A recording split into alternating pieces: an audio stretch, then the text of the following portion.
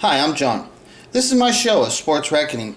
So, in my investigation into Michael Jackson being the love child of Diana Ross and Smokey Robinson, I've found so much evidence. And when I make videos like this, I can approach it from a number of different angles, right? And it's like, but so one of the angles of what it is like focusing on one little aspect, right? And then showing how that one little thing transitions into a lot of other different things, and to highlight the importance of that one thing that's super, because it's part of through my investigation I've been able to see things that, like, when I see it, it's like right? It's like, at first it's like, okay, it's just a picture. It's Michael and Diana, it's just a picture, right? But then when you know the real story about Michael being abandoned right at the development stages of Motown, and how he comes back reunited when he signs to Motown with the Jackson 5, and then Diana tells him the truth, which ends up being the story of the Billie Jean, that's the true story of what the Billie Jean is actually about, is when Diana tells him the truth when he's reunited with her. Like, all this stuff.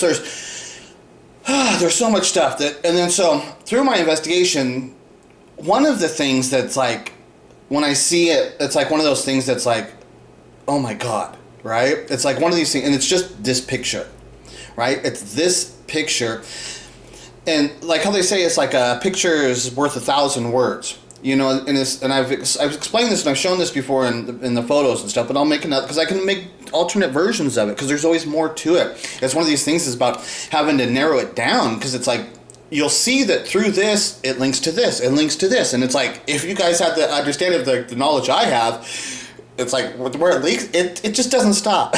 It doesn't stop. It is really, really wild and shit, right? So, I'm going to highlight this photo, but I need to show you another thing really quick, just to show you that this is another photo from that same photo, the same photo shoot, right? And so I need you to be aware of the shirt that Michael Jackson is wearing in this photo, because I'm going to talk about that a little bit too, because I found him in another picture wearing that same shirt, which was like, I was kind of a surprise, because the importance of what this shirt means to this actual moment and stuff, right? And then I found him wearing that shirt again in another picture, which I was just kind of like surprised that he ever would have even worn that shirt again. Is these weird things. So the shirt, really quick, is that the shirt says Thomas Hearns, so that's Tommy the Hitman Hearns, the boxer, the Motor City Cobra, okay? The Motor City Cobra from Detroit. He's a fighter. And so a big thing about, like, Berry Gordy, if you understand Berry Gordy's history, is that Berry Gordy wanted to be a fighter. And this is how I say he built the relationship with Joe Jackson, because they're both the same age, and they were both fighting in the Golden Gloves at the same time. And I say that through that they had met each other and had some kind of friendship that developed, and had admiration for each other, because they also both had interest in music careers, you know, that's what they pursued after they both left the boxing. They both went into their music careers. And Joe Jackson is doing the blues music around the Chicago scene, and that's the big Chicago blues music scene. So I would say that the biggest black music scene that's taking place, I would think, is surrounding around Chicago, the big music scene, right? And so Berry Gordy doesn't really like the blues. Berry Gordy's into jazz and stuff, right? But still, he understands the music scene and the black culture and all of that stuff. And so there's no way that Berry Gordy is not interested in the Chicago music scene, right? And Chicago's not that far from Detroit, right? And so that's what I'm saying, is that Berry Gordy and Joe Jackson had come across each other's paths, and then they remained friends because they were in that scene with that black culture, and they knew each other. They had admiration for each other because through the boxing thing, right? That the boxing is a massive thing, because what Berry Gordy states is he was fighting one day, and then he saw like a poster of a band, and he realized, oh, the band, he said, the band, they can play every night. He says, but like a fighter, I can only fight, a couple times a year, whatever, how it is. And so he just kind of realized that the better business venture to be involved in that has like longevity, he realized that was probably a better business venture to be involved with music than to be a boxer and shit, right? But boxing is a huge thing. And that's what I'm saying is like that Michael's got this shirt on representative of boxing. Right? And it's Michael wearing the shirt, because what I'm saying is that Michael represents the soul of the young Detroit fighter, the spirit of the Motor City Cobra, Tommy Hearns, which also embodies the spirit of Motown itself, because Berry Gordy was a fighter. So there's a lot involved. Like I said, when I see things, there's so much more involved, and I have to explain stuff, right? So That's why I'm saying that Michael's wearing the shirt of the Thomas Hearns and this is a photo shoot for Motown 25. I don't know if I mentioned that. Okay, this photo shoot is for Motown 25. So, Michael Jackson, born in 1958, and Motown 25 is like in 83, I think it actually came out, so the 25, 25 years. So that's how old Michael is. Michael's 25 years old. It's Michael was there in the beginning development stages, and like I said, he's representing with the Thomas Hearn to show that Michael has the spirit of this young Detroit fighter, that Motown spirit, because that's his true origin, that his parents are Diana Ross and Smokey Robinson, that his parents are major part of the creation and development of Motown, and so it's a big deal. And even that Michael's got that shirt on, right? And so I'm going to show you another picture with Michael wearing that shirt, but it might just be that, well, this is why that shirt was so important to him, because he had worn it at this moment and stuff. Because like I said, I found him in another place wearing that shirt. Okay, so I had to show you this photo shoot to show you that Michael's wearing this shirt at that photo shoot, right? And then let me go back to the main photo. Here's like another one just so you can see. Like there's Michael again with Michael and Diana with that shirt on. See, this is a photo shoot that took place for Motown 25, right? So, but this photo, this is the one. Okay, and so this is the thing too. It's like through my storytelling, when I see this photo, I say, oh my God, right? Because think about the story of what okay, now, like I said, it's so important that this is at Motown 25. Because I say, like, Michael was abandoned at the request of Berry Gordy so that Berry Gordy could build Motown. Because Motown's like really not even...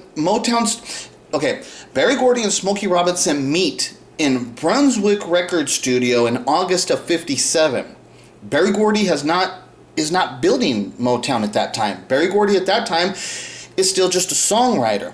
He has established himself as a legitimate songwriter. He's writing hit songs for Jackie Wilson. The reason that Smokey Robinson is coming to Brunswick Record Studios is because Smokey Robinson's favorite artist is Jackie Wilson. And Smokey Robinson, being a songwriter, he always looks at who writes the songs for Jackie Wilson. So Smokey Robinson never had met Berry Gordy. He doesn't know who Berry Gordy is, but he knows Berry Gordy's name because Berry Gordy is the songwriter for his favorite artist, Jackie Wilson. So Smokey Robinson's going to do an audition for Jackie Wilson's management group at Brunswick Records. Okay, so that's what I'm saying. It's like a lot of people don't understand. It's like the meeting of Smokey and Berry. It was a chance meeting, and they actually refer to this as a God day. This is how they refer to this: is that was a moment. They call it a God day because they say this was a moment that God put in place that was like there was a bigger force at work to make that event happen, right? And then and it spawned all number of different events spawned because of the meeting of Berry and Smokey and stuff. It leads to the development of Motown, all of it, right? Without that happening, does Motown ever get created? Does it? Well, it's definitely different. Now, if it's different, it's different. It's like one of those things. It's different, right? So at that time when Smokey Robinson has in his band, which is called the Matadors, but Smokey Robinson has in his band Claudette, which is his girlfriend, which he ends up marrying just like a year later, and has the children, who's married to her for a long time. So it's Claudette. She's in the band already, so Smokey's already with her. And then Diana's like a year younger than that, so she's even a little younger for Smokey, right? But Diana lives 3 doors down from Smokey, knows Smokey really well, but Diana is also best friends with Smokey Robinson's niece, Sharon Burston, which allows Diana Ross to sleep over to friend Sharon's house because it's just 3 doors down. So she says, go ahead, sleep over at Sharon's house, right? But that's Smokey's house because Smokey Robinson's mom passed away when Smokey Robinson was 10 years old. Smokey Robinson had an older sister who was 17 years older than him. So at that time when Smokey Robinson's 10, his older sister's 27, and she has children. One of her children is named Sharon, and that child becomes good friends with Diana Ross. Okay, which enables Diana Ross to sleep in Smokey Robinson's house, where Smokey Robinson has a house where there is no actual mother or father. He's being raised by his oldest sister. It was like a party house. That's what Smokey talks about. It was like the clubhouse, a neighborhood clubhouse for all the local kids. They'd be like, let's go hang out at Smokey's house, right? So that was a really common thing that would happen. Kids around there all the time. But so during that event, what I'm saying is that one of those nights, so right after, because these are just simple provable document facts, that right after Smokey Robinson meets Berry Gordy, just a few months after that, because he meets him in August of 1957, and Michael's born on August 29th of 1958. So 1 year after Smokey Robinson meets Berry Gordy, Michael Jackson is born. So that's a few months after Berry Gordy and Smokey meet. They start working together and instantly record a song, and it comes out on the radio, on the local radio station, right? And that's the thing that Diana's seeing that happen, right? So Diana's seeing Smokey working with Berry, and I'm saying at that time that Diana could not be Smokey's girlfriend because Claudette already had that position. Diana couldn't be in the band because Claudette's got that position. Diana can't sign to Motown. She's still young. She hasn't built her group, and she's too young to go to Motown. She can't do any of that stuff. There's nothing. And the kicker is that Diana's about to move off of the block. Diana's about to move off of Belmont, and she's going to move into the Brewster Douglas housing project. So she's about to lose it all. She's about to lose all of her connection right as Smokey is achieving, success, having success. And then the other thing is Diana's in love with Smokey. As she proclaims on the Arsenio Hall show in 1991, Diana Ross he says, "Who was your first love?" And she says, "Oh," and Diana states too, "Oh, you mean man love, right?" And he says, "Oh yeah, well I should have specified that." And then Diana says, "Oh, well, my first love was Smokey Robinson. I was really in love with him," right? And then she tells the whole story about when she was in love with him, and she pins it down to that exact moment of where I'm telling you about right here. She pins it down. She tells you exactly. Smokey's record came on the radio. She tells you exactly. It was this moment in time. She pins down the date. That's the date of where she would have gotten pregnant by Michael. It's the larger story that's at play, because it's why is Diana even talking about being in love with Smokey when she's 14 years old and she's talking about sleeping in his house and she's in love with him? It's whoa! When you hear this stuff, it's wow, that is crazy, crazy stuff, right? So those are just facts. There's nothing about me creating anything here, right? And so, like I said, with the Diana and Michael relationship, when you look at it, you'll see it's different. And you'll see that photos like this tell the whole story. It's these super, super powerful photos. Just one photo, right? How powerful it is. So, Diana gets pregnant. Right at the time Smokey Robinson is hooking up with Berry Gordy, and they're building Motown together. It's still not Motown, because the first thing starts off as Tamla Records. When you see the first records like Shop Around by Smokey Robinson, that's on the Tamla record thing. And I heard Smokey saying on the Vlad interview, Vlad asked him, well, when did Motown? Because I've said that I say that the name Motown gets developed because of the abandonment of Michael, because they start off at Tamla, and then they learn that we're not really Tamla. We got to be more aggressive, because of that song Shop Around, which is really aggressive, saying, my mama told me, he says, pretty girls come a dime a dozen. You got to find one who's going to give you true love. And, before you go and say I do, make sure that your love is true. Make sure she's in love with you. My mama told me you better shop around. It's dude, the song's totally about him. He just knocked Diana up, and he's thinking about what should I do. And he's thinking what would my mom say? Because I think there's something about that. He doesn't always explain it, but it has something like that. He's thinking about what will my mom tell me to do at this moment. My mom would tell me, is she really in love with you? You need to shop around. There's stuff about what's going on. There's a bigger, but the song totally is that's what he's talking about. And he tries to cover it up and stuff, but no, it's blatantly obvious. He's talking about getting Diana Ross pregnant and then figuring it out and instead of marrying her, because she's just young. How do you know that she's really in love with you? Are you really going to let her tie you down? And it's no, I'm 18. I got to keep shopping around to find real love and stuff, right? It's brutal, right? So that song comes out on Tamla. It's still not on Motown. And like I said, Vlad was asking Smokey about, well, where's Motown? He says, well, we were always Motown. And it's what do you mean you were always Motown? You were Tamla. I mean, Tamla is a world difference, because Tamla comes from Tammy, the Debbie Reynolds song that's Tammy, Tammy's in love. I mean, it's as white bread as you can be, right? I mean, it's and that's what Berry Gordy was doing. He wanted to be as white bread, as clean as a bee, and he was going to call his record label Tammy Records because of the Debbie Reynolds song, Tammy's in love. Shit. I mean, we're on different sides of the world, from Tammy to Motown. We're in a different world. It doesn't exist. It's a different place. And that's what I'm saying. It's well, when they abandoned Michael And then they write a song about it, and that's the song Shop Around that becomes the million seller. That's when they realized, oh, we got to be real. We got to be who we really are. Who are we really? We're Motown Records. That's who we are. And that's what I say is that the whole development of even the name, which Smokey was trying to say, no, we were always Motown. I don't believe that. I think it was because of this, that how the name even Motown gets developed. Because just think about the reality. If Motown Records was called Tamla Records the whole time, oh, the Tamla Records, see, that don't got cachet to it. It just doesn't carry over, right? So think about the story of how I'm saying how Michael gets abandoned, how Diana gets pregnant right there. And the other part is that, so the Miracles originally were called the Matadors, okay? So like I said, from that point where the Miracles, the Matadors, meet Berry Gordy in August of 57, up until they abandoned Michael Jackson in August of 1958. Okay, so in the middle of that, the Miracles' name is originally called the Matadors. But then Berry Gordy says you need to change your name the Matadors because Claudette is in the band. You have a girl in the band. Your name needs to be something more fitting. So they changed the name from the Matadors to the Miracles. And in the process there, they create the Miracles, but then they're also having to get rid of the child. And if you look at the name The Miracles, you can spell the name Michael. If you take the letters from the name The Miracles, you can spell in that Michael. So it's Michael the Miracle. That's Diana placing Michael's name and the creation of Michael's names from the name of the Miracle, the band, because Smokey's the father. And this is why it's Michael.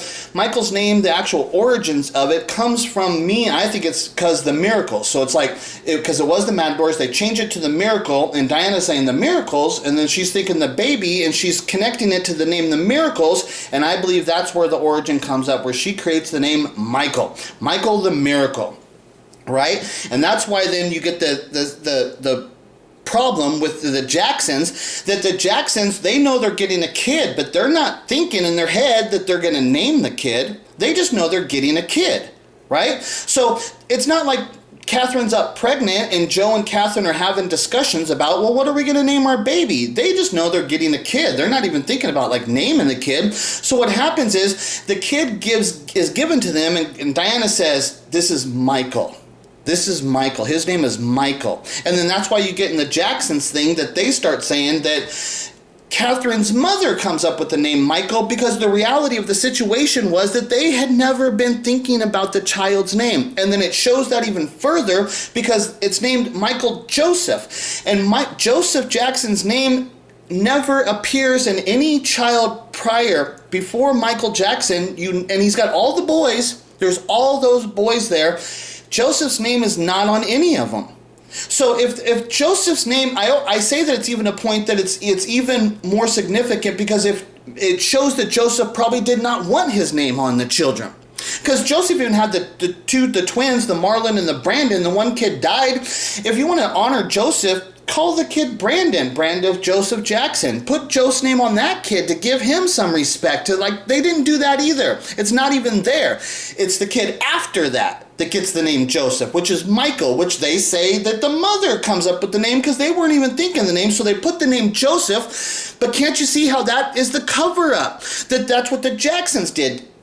Diana says the kid's name's Michael. So then the Jacksons are like, well, we got to make this kid connected to us. We're covering it up. He's going to be our kid. So they put the name Joseph to cover it up. That it shows that the cover-up happened. Even in Michael's name, it shows the cover-up, because it's unusual exactly in weird ways. And like I said, when you look at Michael's name, you can get his name spelled from the Miracles, Michael the Miracle, where his father has actually come, where the real origins, birth, lineage of where he all comes from. It's all right there, right? So then you get the crazy story that Joe turns Michael into the Jackson 5 and comes back to Motown, right? And Michael, then you have this story. Like I said, when Smokey refers to that meeting of Berry Gordy as a God Day, because it spawned all of these events. It spawned where, because he did that, then that led to him getting Diana pregnant, which leads to the abandoning of the child, which leads the child then going to the Jacksons, which spawns this Jackson 5 thing.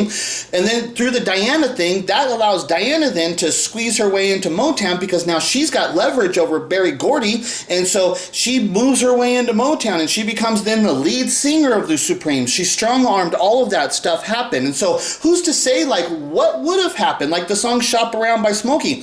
If he doesn't abandon the kid, if that situation doesn't happen, well, then the song Shop Around doesn't happen. Then they don't get their first selling record. It's a million records. So, like I said, when Smokey refers to that as a God Day, it spawned all of these other events that spawned off of that moment of time where he met Berry Gordy, you know, and because of that, then he had to abandon the child. All of those things spawned off of that moment in time, that small little place of time of the beginning stages of the creation and development of Motown. So, like, through me explaining all that stuff to you, this photo is, let me show you this other photo to show you how powerful that photo is. I got stuff here, but okay. Now, this is the Motown 25 advertisement. Okay, see? Motown 25. This is the advertisement for Motown. A once-in-a-lifetime event. A God Day.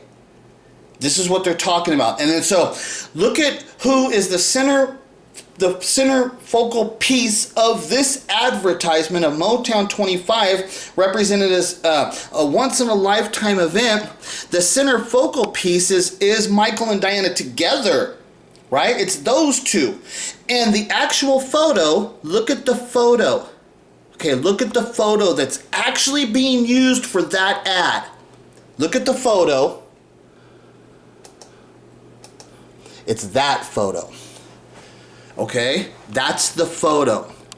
Now, this is why I'm telling you that this photo is so important, right? And this is why that's the photo on the ad.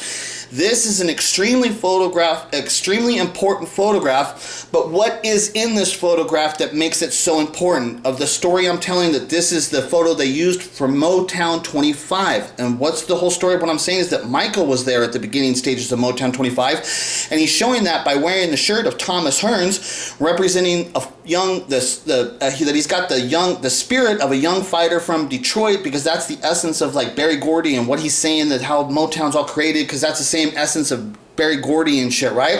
And so Michael's wearing that shirt as the Thomas Hearn because he's from Detroit. He's not from Gary, Indiana. He's not of the Jacksons. He's of Detroit. He's of Diana and Smokey, representing the fighter of the Thomas Hearns, the Motor City Cobra. That's what's going on here. But the crazy thing is, like I said, all of that stuff happened with the abandoning of Michael and the Jacksons and all the stuff. Then they come to do this great event, the Motown 25 event, right? And like I said, this is the photo, right? So now, take it into the context of what I'm saying. Let's represent Motown as Motown. If Michael was abandoned and all these events spawned because of that, like Smokey refers to the God Day and then all the events that spawned all that, and then Michael came back and became the Jacksons and stuff and was reunited with his mother, like the whole story of what I'm saying. Now look at this photograph that's being documented on Motown 25, right? Michael, who had been abandoned by Diana, has come back to Diana. Now he has his arms wrapped around her belly, and Michael's hand appears to be, it looks like maybe a pregnant belly, or it could be like it actually looks more like a pregnant belly than a baby. But it's, if you look at Diana's arms in which she's caressing Michael's hands, there's a baby there. She's holding a baby or her pregnant belly, because that was the origins. And see, like, you see the skin there of Michael's hand almost looks like a little pregnant belly, because that was the true origin. So for Motown 25, for Michael, for the story of what I'm saying, and then now they've come and they've all these big stars, they're Motown 25, and this photograph shows the whole true nature of the story of what had happened to create all this stuff, and how God works in mysterious ways. And Michael has come back to Diana, and now Michael's got his arms wrapped there. He's got his arms wrapped around Diana, but his hand would be like on her belly, right? And Diana's caressing that hand, and it's peeking through there, so it appears to be that Diana is caressing a pregnant belly, or like her little baby, something like that. So the origins, Michael's true birth origins there, showing through the caressing of the hand with the placement of Diana and Michael being abandoned and then coming back to them, and then them all back together with this Motown, this great achievement of Motown 25, which is clearly represented by this photograph, right? But see, all the stupid people just say, oh, Michael and Diana, look at that photo, they must be fucking. Okay, you see what I'm saying? The people are stupid. They think with their genitalia. They don't think with their brain and their spirit and shit, right? They just think with their genitalia and shit, right? Because all they can see is, they must be fucking, right? Come on. This is art on the highest level, and I showed you how it's being documented on the highest level. Part of because Michael's wearing that Thomas Hearn shirt. This is the actual photo that made it for the advertisement. It was this actual photo. There's much more to this photo. So now, let me show you a few other things about this photo. Okay, let's go and we'll show you here. So this here is, I believe this is in the Havenhurst, the Jackson's house. Their actual home, the main one. Inside of there, Michael had a room, and he put a bunch of photographs in the room. Okay, a bunch of photographs up on the wall, and this is Jermaine Jackson taking you through Michael Jackson's, he calls it his memory room, right? So let me play this for a second. There was him and Paul McCartney, I think, when they were either doing the Girl Is Mine. Okay, so this is the thing when I saw Michael with that shirt, because I hadn't seen Michael ever wearing that shirt again, right? And they're making the song "The Girl Is Mine," which I've looked at that, but I think it's also co-written by Paul McCartney. So it's one of these things when they're talking about, like, when I'm making songs that Michael specifically wrote about Diana. Some things they sound like they can be about it, but it's not so I'm not so sure and stuff. So a lot of them I don't know. But so the Girl Mine, I know I looked at it before, but I never really done it because enough of it was like, nah, I don't think I don't know exactly. It doesn't fit perfectly. But maybe there could be some, I don't know exactly. But anyways, but it's Paul McCartney, you know. But Michael's got that shirt on. It's kind of like maybe he's drawing inspiration from the shirt to connect it to, like, saying the girl is mine, because he's always talking about Diana as being his girl and stuff, right? But there could be a little something, but because Michael has that Thomas Hearn shirt on, which I was like, I had never seen him wearing that shirt other than at the Motown 25, right? But so now here he is with Paul McCartney and Jermaine saying when they're recording the song, "The Girl Is Mine," you know? That's the girl that Michael's always saying is his and stuff. That's his mother, the person he really loves. And people always think it's sexual. It's like, no, that's his lost mother. That's the girl that he's like, if I can't have her, you know, if she won't love me, then why am I going to trust that any other woman out here in the world's really going to love me? That's why he had all the problems with the relationships. All of that stuff all comes from this, the true origins and stuff, right? So that's part of the memory room.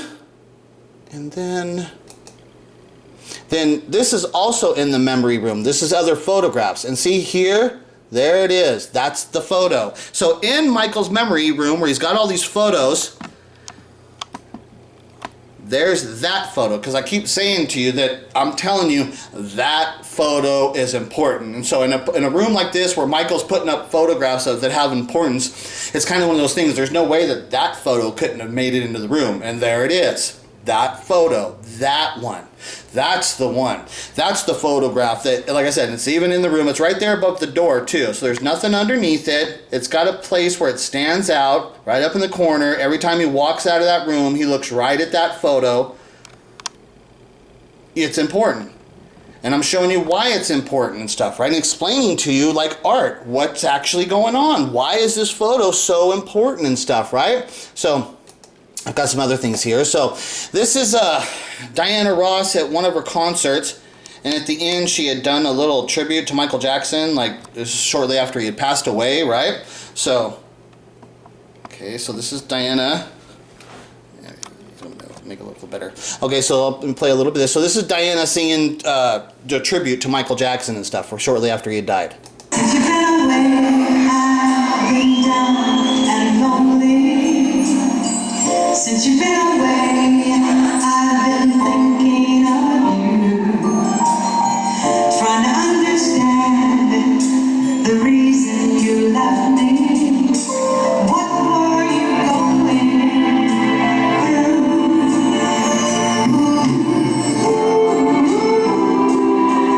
I'm missing you. Tell me what. Okay, so it's just like, jeez. Okay, then she goes into "You Are Not Alone."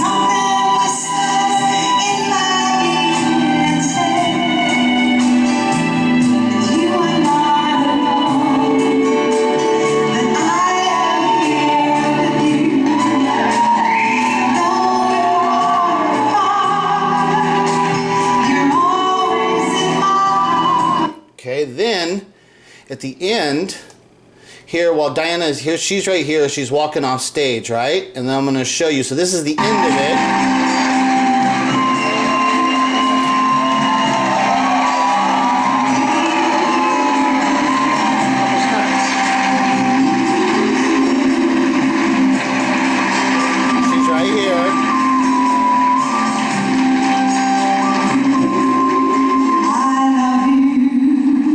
I love you. And what photo comes up right there as she goes up to there? The photo. The photo that I keep telling you.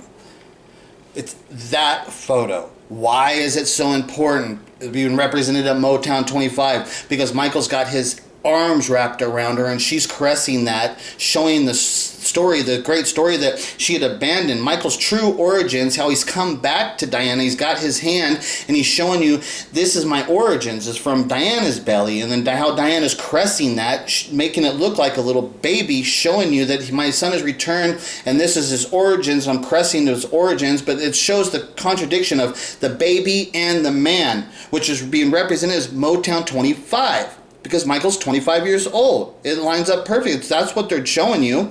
And so when Michael passes away and Diana's singing to him, what picture comes up on the stage thing that's there? It's that photo.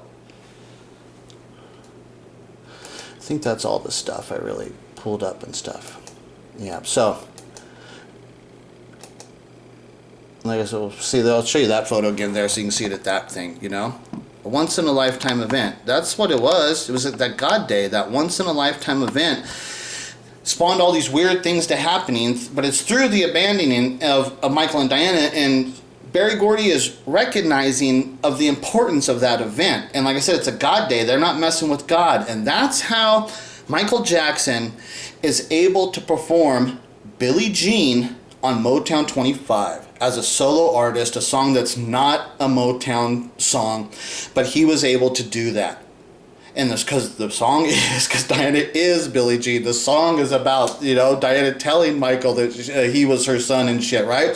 The whole thing about that's why he's able. Like, just the thing is, like, remember, Michael performed Billie Jean as a solo artist when he's not signed to Motown at that time. Billie Jean is not a Motown song.